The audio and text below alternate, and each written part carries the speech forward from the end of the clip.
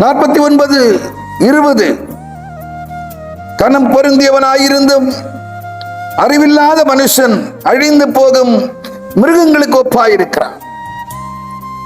மன்னாவினுடைய தலைப்பு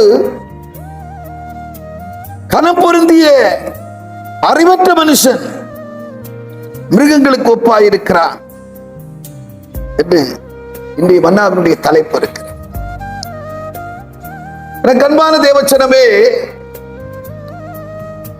மிருகங்கள், பறவைகள், பிராணிகள், விலங்கினங்கள் எல்லாவற்றை போல மனுஷன் இருந்தாலும் கூட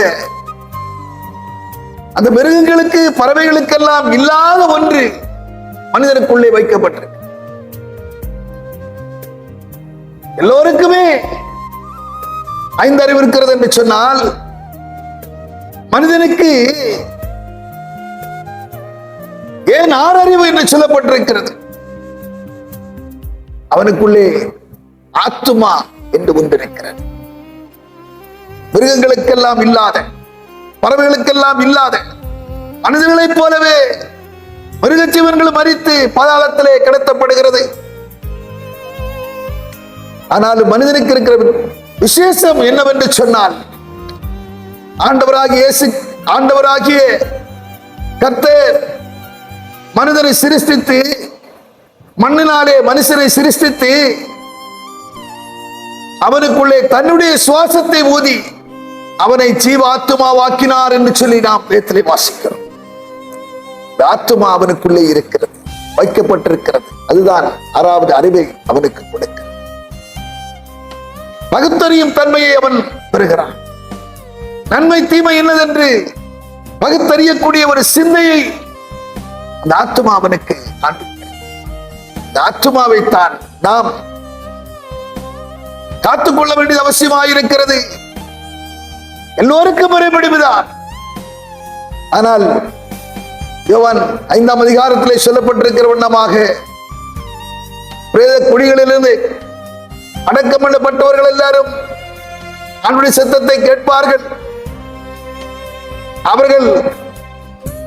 அவர்களிலே நன்மை செய்தவர்கள் ஜீவனை அடையும்படியாகவும், தீமை செய்தவர்கள் ஆக்கினை அடையும்படியாகவும் வெளியே புறப்பட்டு வருவார்கள் என்று வேதம் சொல்லுகிறது. அழிந்து போற சரீரத்தினால் அல்ல, அழியாத அந்த ஆத்துமா வரும், வெளிப்படும். ஆத்துமாதான் ஒன்று நித்திய ஜீவனுக்குள்ளே பிரவேசிக்கும், இல்லை என்று சொன்னால் நித்திய ஆக்கினைக்கு அது செல்லக்கூடியதாகிறது.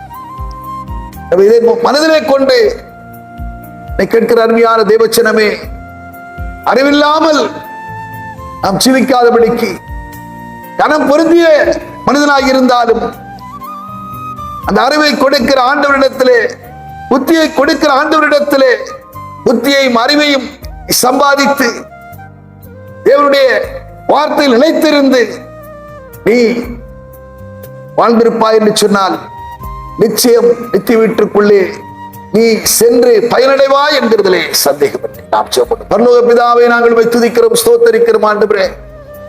ஆண்டவரே, கனம் பொருந்தியவனாயிருந்தாலும் கூட அறிவற்ற மனுஷன், அறிவில்லாமல் வாழ்கிறவன் மிருகங்களுக்கு ஒப்பாய், அழிந்து போகிற மிருகங்களுக்கு ஒப்பாய் இருக்கிறான் என்று சொல்லப்பட்டிருக்கிறது. அப்படி இல்லாதபடிக்கு நாங்கள் அறிவோடும் புத்தியோடும் ஞானத்தோடும் நாங்கள் வாழ்ந்து உடைய ஆத்துமாவை ஆண்டவரே பாதாளத்தின் வல்லமைக்கு தப்புவித்து நாங்கள் உமக்கென்று வாழ வார்த்தை நிலைத்திருந்து வாழ எங்களுக்கு பேருதவி.